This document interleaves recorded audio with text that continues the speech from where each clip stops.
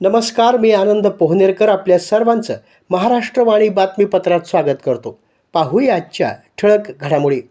परभणी जिल्ह्यात silk and milk ही अभिनव संकल्पना प्रभावीपणे राबविण्यात येत आहे. या अनुषंगानं महारेशीम अभियानाच्या माध्यमातून जिल्ह्यातील अधिकाधिक शेतकऱ्यांनी रेशीम शेतीचा अवलंब करावा असं आवाहन जिल्हाधिकारी संजय सिंह चव्हाण यांनी केलं आहे. कमी पाण्यात आणि कोरडवाहू जमिनीतही यशस्वी ठरणाऱ्या या शेती पद्धतीमुळे शेतकऱ्यांना स्थिर आणि नियमित उत्पन्नाचा मार्ग उपलब्ध होत आहे, असंही त्यांनी स्पष्ट केलं. परभणी जिल्ह्यामध्ये दिनांक 11 मार्च 2026 महारेशीम अभियान राबविण्यात येत आहे. या अनुषंगानं जिल्हाधिकारी संजय सिंह चव्हाण यांच्या हस्ते आज रेशीम चित्ररथाला हिरवी झेंडी दाखवून अभियानाचा शुभारंभ करण्यात आला. या अभियानाद्वारे शेतकऱ्यांना रेशीम शेतीचं महत्त्व, शासकीय योजना आणि अनुदानाची माहिती देण्यात येणार असून जिल्ह्यात रेशीम उद्योगाला चालना देण्याचा उद्देश आहे. जिल्हाधिकारी कार्यालयाच्या परिसरात आयोजित या कार्यक्रमास निवासी उपजिल्हाधिकारी अनुराधा ढालकरी, उपजिल्हाधिकारी शोभा जाधव, जिल्हा रेशीम विकास अधिकारी गोविंद कदम, जिल्हा अग्रणी बँकेचे प्रतिनिधी कुलकर्णी, जिल्हा अग्रणी बँकेचे आणि सिल्क मिल्क समन्वयक हट्टेकर, सहाय्यक प्राध्यापक धनंजय माहोड, बोकन, भंडारे, क्षेत्र सहाय्यक मिसाळ, क्षेत्र सहाय्यक वागतकर यांच्यासह प्रगतशील शेतकरी उपस्थित होते.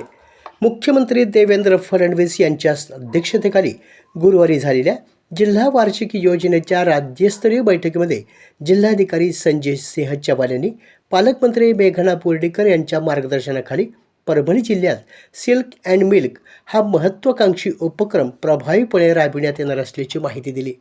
या उपक्रमाच्या माध्यमातून रेशीम शेती आणि दुग्ध व्यवसायाला चालना देऊन शेतकऱ्यांच्या उत्पन्नात लक्षणीय वाढ करण्याचा मानस आहे.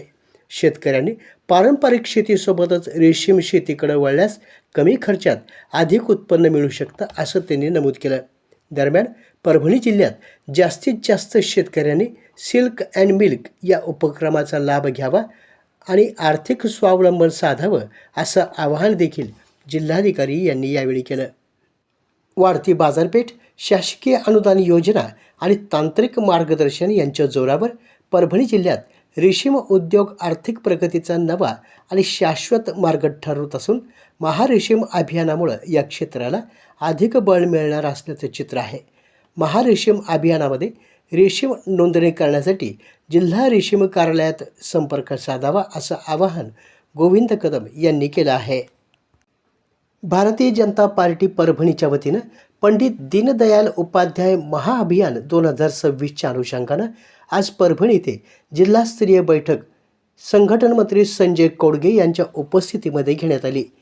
यावेळी भाजप परभणी जिल्हाध्यक्ष शिवाजी भरोसे, सुरेश भुमरे, माजी जिल्हाध्यक्ष संतोष मोरकुटे, डॉक्टर सुभाष कदम यांच्यासह नवनिर्वाचित नगरसेवक, जिल्हा परिषद पंचायत समिती सदस्य आणि कार्यकर्ते उपस्थित होते.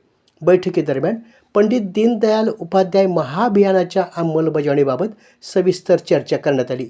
संघटन बळकटीकरण, बूथ स्तरावरील कामकाज, आगामी निवडणुकीच्या दृष्टीनं नियोजन तसंच कार्यकर्त्यांची भूमिका यावर संघटन मंत्री संजय कौडगे यांनी सखोल मार्गदर्शन केलं. राष्ट्रीय विधी सेवा प्राधिकरण, सर्वोच्च न्यायालय तसेच महाराष्ट्र राज्य विधी सेवा प्राधिकरण, उच्च न्यायालय मुंबई यांच्या निर्देशानुसार जिल्हा विधी सेवा प्राधिकरण परभणी, तालुका विधी सेवा समिती गंगाखेड आणि जिल्हा प्रशासन यांच्या संयुक्त विद्यमानं शनिवार दिनांक 14 फेब्रुवारी रोजी सकाळी 11 वाजता गंगाखेड येथील कापसे मंगल कार्यालय येथे शासकीय सेवा योजनांचा महामेळावा आणि कायदेविषयक महाशिबिराचं आयोजन करण्यात आलं आहे. महाशिबिराचं उद्घाटन मुंबई उच्च न्यायालयाच्या औरंगाबाद खंडपीठाचे न्यायमूर्ती तथा जिल्हा परभणी पालक न्यायाधीश संदीप कुमार सी मोरे यांच्या हस्ते, तर मुंबई उच्च न्यायालयाच्या औरंगाबाद खंडपीठाचे न्यायमूर्ती तथा परभणी जिल्हा पालक न्यायाधीश संजय देशमुख यांच्या उपस्थितीमध्ये होणार आहे. कार्यक्रमाच्या अध्यक्षस्थानी जिल्हा आणि सत्र न्यायाधीश तथा जिल्हा विधी सेवा प्राधिकरणाच्या अध्यक्षा उज्ज्वला नंदेश्वर हे असणार आहेत. यावेळी जिल्हाधिकारी संजय सिंह चव्हाण, पोलीस अधीक्षक रवींद्र सिंह परदेसी, जिल्हा परिषद मुख्य कार्यकारी अधिकारी नतीशा माथुर यांची उपस्थिती राहणार आहे. आपल्या जिल्ह्यातील अपडेट बातम्या पाहण्यासाठी आमच्या महाराष्ट्रवाणी या चॅनलला लाईक करा, सबस्क्राईब करा आणि शेअर करा. धन्यवाद.